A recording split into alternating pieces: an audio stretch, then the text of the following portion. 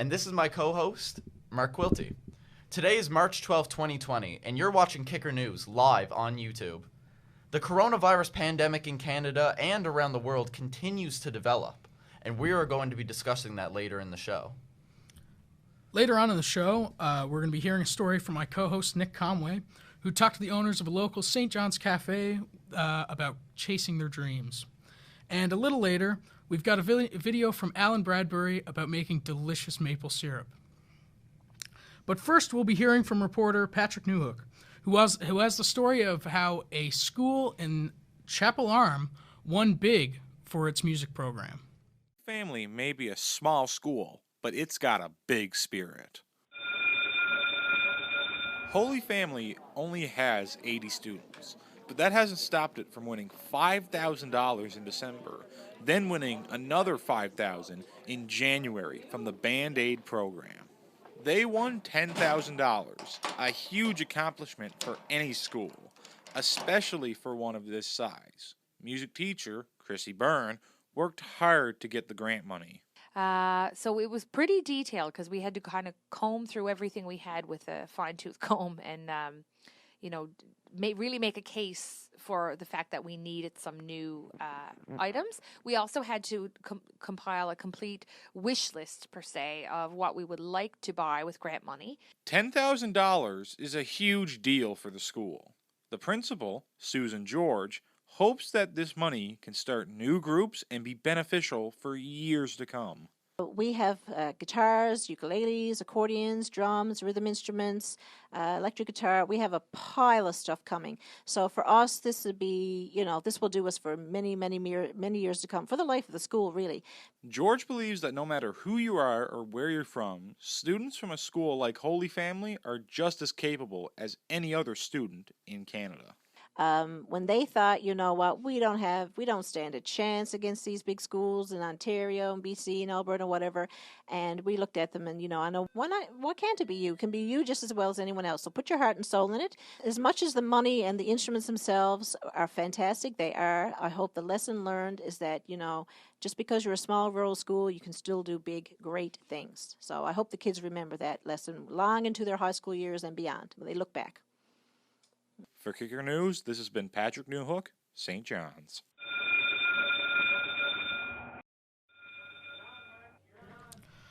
Now we're going to hear from Nick about the recent closing of downtown St. John's Cafe Mochanopoly. The store had been a big hit until the owners shut their doors and decided to pursue other passions. Here's Nick.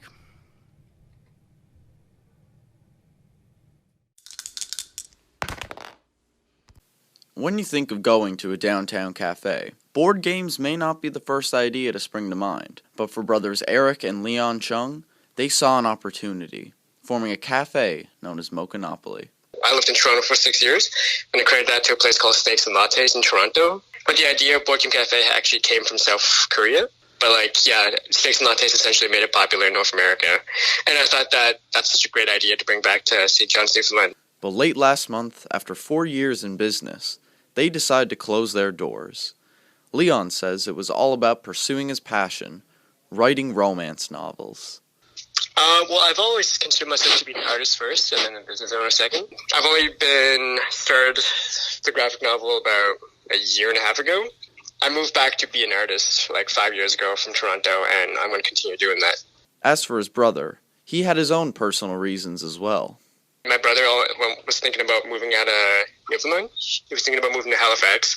So I didn't want really have anyone to trust to pass down Mochanopoly. So honestly, this was something I've thought about a long time, and it wasn't an easy decision.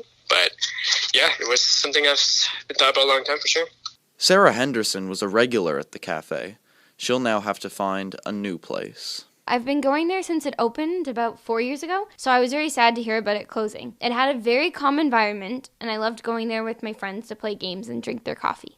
As Leon closes one chapter in his life, he's moving on to writing many more. For Kicker News, I'm Nick Conway. Many feel that our province is behind the times on public transit for students living outside the capital city. Commuting every day can cause problems. Josh Pittman is a student at MUN, advocating for public transit in CBS. However, how feasible is it to get the wheels off the ground there? Kicker's Ken Meeker has the story. Students in St. John's, Metrobus is a lifeline. Josh Pittman is taking it easy, wishing he could take the bus. Pittman is a student at Memorial and lives in Conception Bay South. He says having public transit in CBS would be a game changer for students and citizens. Most of all, it's really important to me that we find a way to connect all these communities and connect us socially and find a way that we can more effectively come together economically, socially, as a community, so on.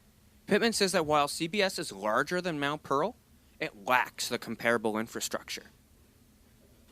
And CBS markets itself as urban living in a rural area, but we don't have a scrap of urban infrastructure. You know, we have a Costco 10 minutes away, and we have a Kent that's always empty.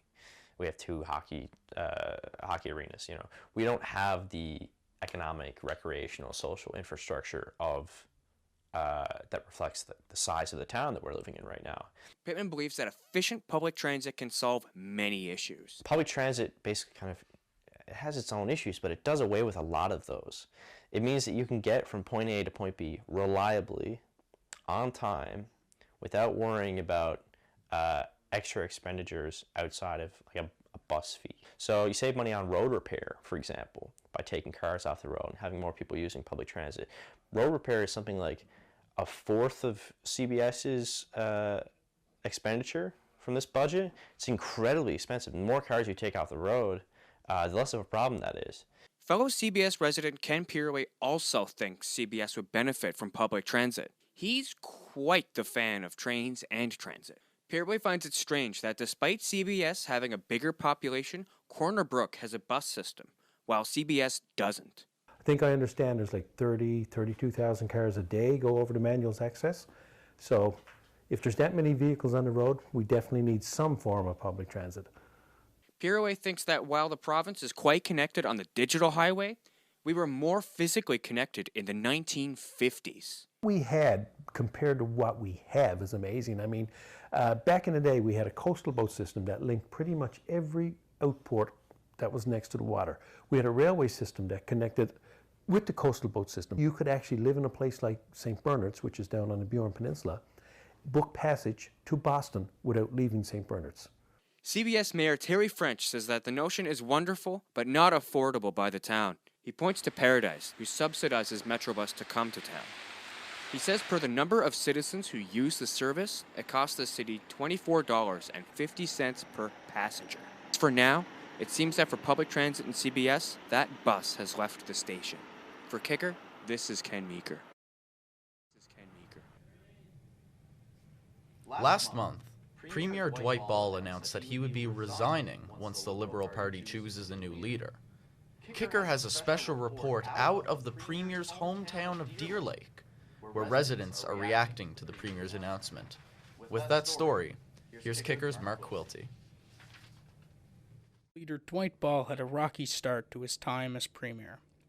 Tax hikes and government cutbacks in the 2016 budget drew anger from his critics, and Ball and his ministers were faced with large protests.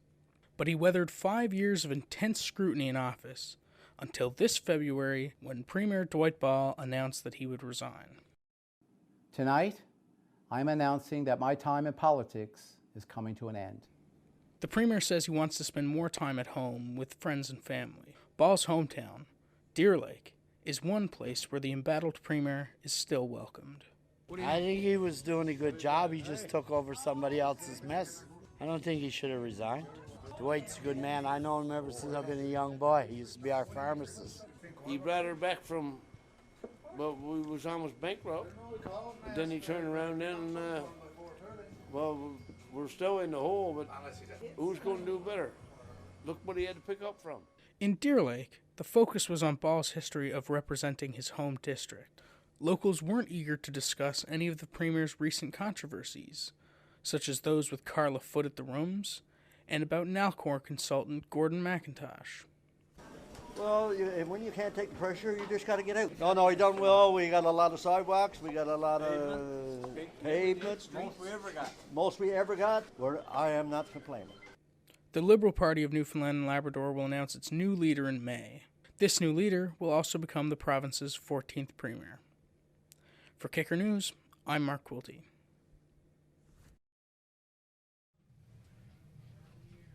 We now have some breaking news regarding the coronavirus and the NHL.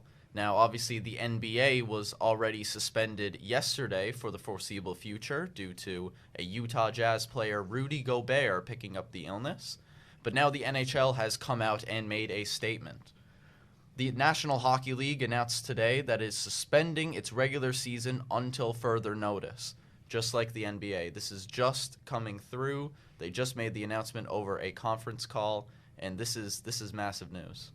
Yeah, a lot of news has come out about the coronavirus in the last 2 days as more cases have mounted and things have gotten a lot more serious. The New York Times reported yesterday that COVID-19 statistics have risen from 100,000 infections and 4,000 deaths. Toilet paper is nowhere in sight right now, and the U.S. had to close all borders to European countries, aside from Ireland, Turkey, and the United Kingdom. In Canada, CTV News has reported that the City of Toronto has activated an emergency operations center.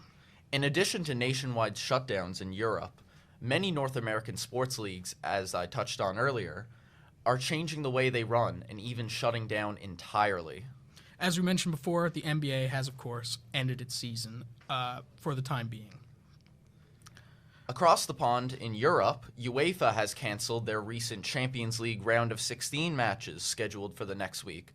This comes as well as La Liga and the Serie A, both the Spanish and Italian leagues respectively, also suspending their seasons. One of those teams, Real Madrid, are currently in quarantine as we speak due to fears over the virus. 2 players for Italian clubs have also been confirmed to have the virus, and they are Juventus's Daniele Regani and Sampdoria's Manolo Gabbiadini. Other cancellations include the World Figure Skating Championships and the Association of Tennis Professionals, who have suspended their tour for 6 weeks. Moving on to local, in Newfoundland, the College of the North Atlantic has canceled a skills competition to hedge against the spread. The St. John's Edge have yet to comment. The CNA campus administrator and the school nurse were also unable to provide a comment. And there's been no word on the state of Tokyo's 2020 Olympics either. So we'll have updates about that when they're available.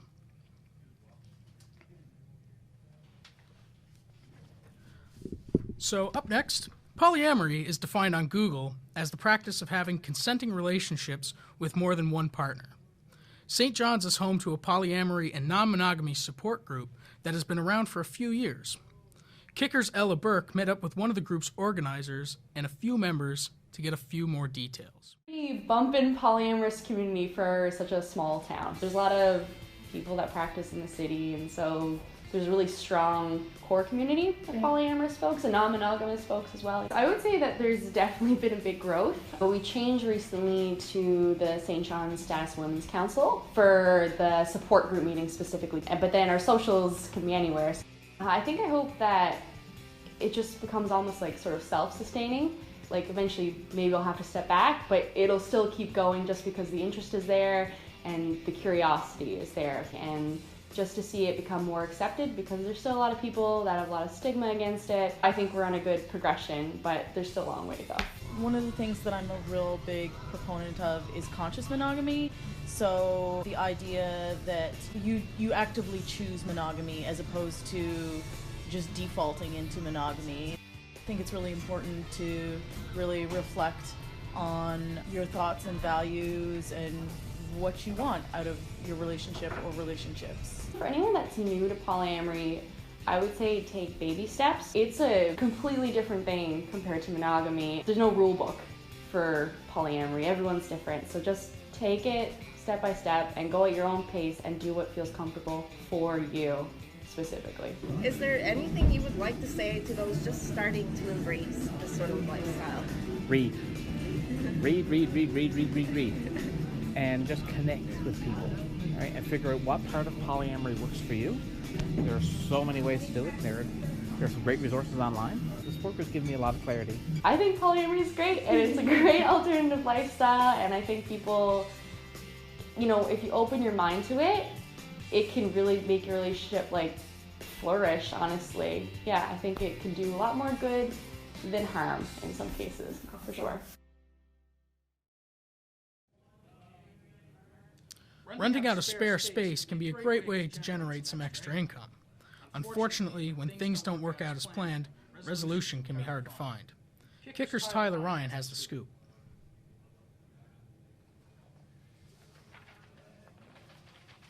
Renting a space with time, money, and energy invested isn't always easy. Michelle Noseworthy, a landlord of 8 years, says when things go south, moving forward can be a struggle. So I got this couple that came in and they destroyed the apartment, completely destroyed it. And that's when I had to end up going to the Landlord Tenants Act. That was useless. You have to go and you have to serve them so much notice. Post it on the door if they're not replying to you. Once you post it on the door and they take it down, it starts all over again. Michelle says the best a landlord can do is carefully screen and select their tenants. She also says although the act has come a long way, there is still room for improvement. They could change it. They give landlords more rights. Instead of this post a notice, if they read it, they tear it down, you post another one. In situations like Michelle's, Constable James Cadigan says there isn't a whole lot the RNC can do. It's all about the process, right, in terms of what the Landlord Tenants Act does endorse upon the parties involved. So, there's obviously some documentation involved there. Of course, when assault or criminal activity is involved, the response is a little more hands-on. Well, once there's criminality involved, of course, we would certainly investigate and take appropriate action. Michelle would like to sell her property, but for the time being, due to the tax implications imposed on the sale of rental properties, she has to continue to be a landlord. This has been Tyler Ryan for Kicker News.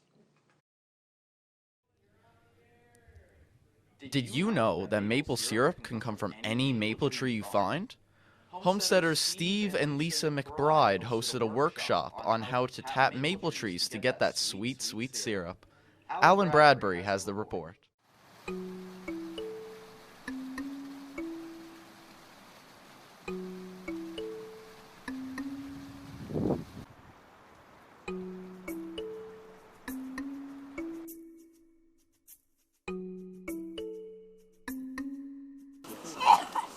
You've been such a good girl.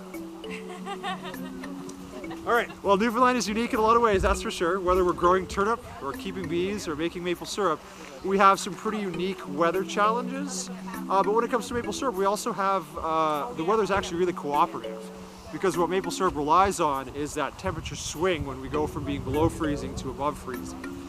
And when I read about that, the books that was talking about maple syrup making, the first thing I thought of was that's a 2-month-long period here in Newfoundland. So that's pretty much all of March and April. It's fluctuating between thaw and freeze, and thaw and freeze, and that's really quite ideal for maple syrup production. So I've got the drill bit, 5/16 of an inch, and I'm gonna go in here. You wanna go in about 3/4 of an inch to an inch. Basically, the amount of space is at the back of the tap.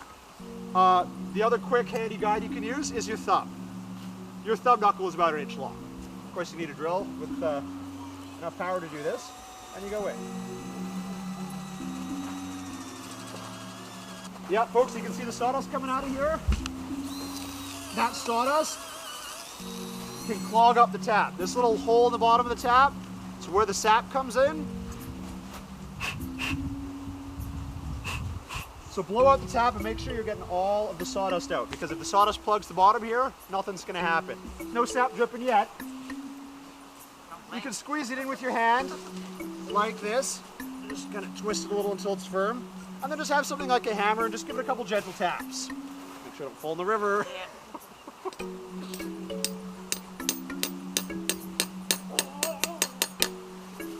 And she's in.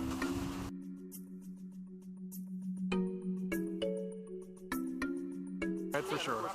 Where do you think you'll go look for some trees? So I live in Conception Bay South, and there's a lot of, I live near the Manuels River Bridge.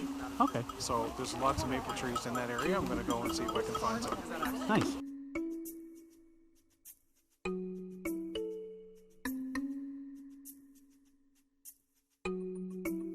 The things Steve said on Saturday was to make sure that the hole is on an angle so that the sap drips down, and just give it a shot.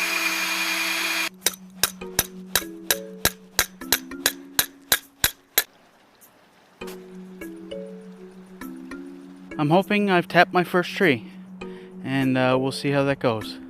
For Kicker News in St. John's, I'm Alan Bradbury.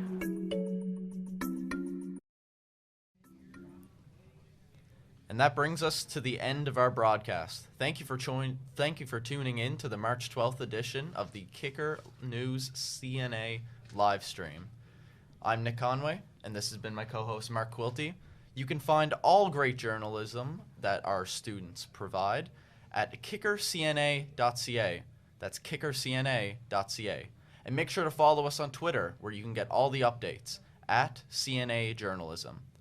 Thank you for tuning in, and see you next week.